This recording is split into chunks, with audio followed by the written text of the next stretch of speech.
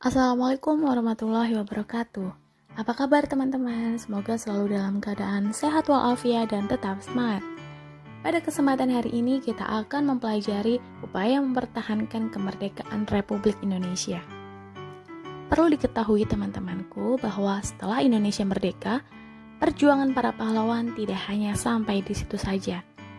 Ada berbagai upaya yang dilakukan oleh para pahlawan kita untuk mempertahankan kemerdekaan Indonesia. Ada berbagai pertempuran. Yang pertama kita bahas adalah pertempuran Surabaya. Pada tanggal 25 September, tentara Inggris datang ke Indonesia dengan 3 tujuan. Tujuannya apa saja? Yang pertama adalah membebaskan tawanan perang. Kemudian, melucuti tentara Jepang. Dan tujuan yang ketiga adalah memulangkan tentara Jepang. Namun, ada tujuan lain dari Inggris datang ke Indonesia, yaitu membuat Indonesia agar kembali dijajah oleh Belanda. Teman-temanku sekalian, perlu diketahui bahwa ada berbagai peristiwa yang perlu kalian tahu. Yang pertama ada tanggal 17 Agustus. Ini adalah proklamasi kemerdekaan Republik Indonesia, di mana dibacakan teks proklamasi oleh Insinyur Soekarno di Jalan Pegangsaan Timur nomor 56 Jakarta. Kemudian pada tanggal 31 Agustus adanya maklumat pemerintah yang menetapkan bahwa mulai 1 September itu bendera Sangsaka Merah Putih dikibarkan terus di seluruh wilayah Indonesia. Gerakan pengibaran bendera tersebut makin meluas ke segenap pelosok kota Surabaya. Tetapi pada tanggal 18 September 1945, tepatnya pada malam hari, tentara Belanda yang dipimpin oleh Plukman mengibarkan bendera Belanda di atas Hotel Yamato. Kemudian Jenderal Sudirman masuk ke dalam Hotel Yamato dan meminta kepada Plukman untuk segera menurunkan bendera Belanda. Namun Plukman menolak, bahkan menyalakan senjata.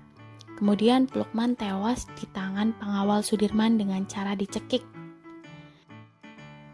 Kemudian rakyat Surabaya berhasil menurunkan bendera Belanda dan merobek warna biru pada bendera Belanda dan mengibarkan bendera merah putih kembali.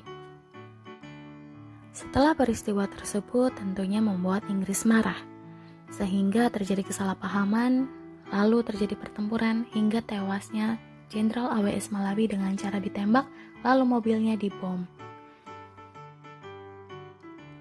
Setelah terbunuhnya Jenderal Malabi digantikan oleh Mansur, mengeluarkan ultimatum yang menyebutkan bahwa semua pimpinan dan orang Indonesia yang bersenjata harus melapor dan meletakkan senjatanya di tempat yang ditentukan dan menyerahkan diri dengan mengangkat tangan di atas.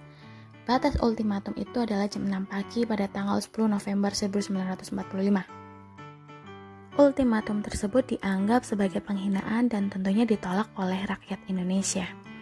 Kemudian ada seorang tokoh yang bernama Bung Tomo, merupakan salah satu pemimpin revolusioner Indonesia yang paling dihormati. Kemudian Bung Tomo berhasil mengajak rakyat Surabaya untuk berjuang mempertahankan kemerdekaan Indonesia dari serangan pasukan Sekutu dan Nica. Selain Bung Tomo, terdapat pula beberapa tokoh yang berpengaruh dalam menggerakkan rakyat Surabaya pada masa itu, antara lain Kiai Haji Wahab Hasbullah, kemudian Kiai Haji Hashim Asy'ari, dan kiai lain yang mengerahkan para santrinya untuk melakukan perlawanan. Perlawanan rakyat yang pada awalnya dilakukan secara spontan dan tidak terkoordinasi, makin hari makin teratur dan pertempuran itu mencapai sekitar 3 minggu loh teman-teman. Hal ini menjadi salah satu alasan mengapa tanggal 10 November dijadikan sebagai Hari Pahlawan, karena pertempuran di Surabaya pada waktu itu terjadi pada kurun waktu yang lama, ya sekitar 3 minggu, kemudian menelan banyak sekali korban jiwa, termasuk para pahlawan kita yang banyak sekali yang gugur, tidak hanya ratusan bahkan ribuan.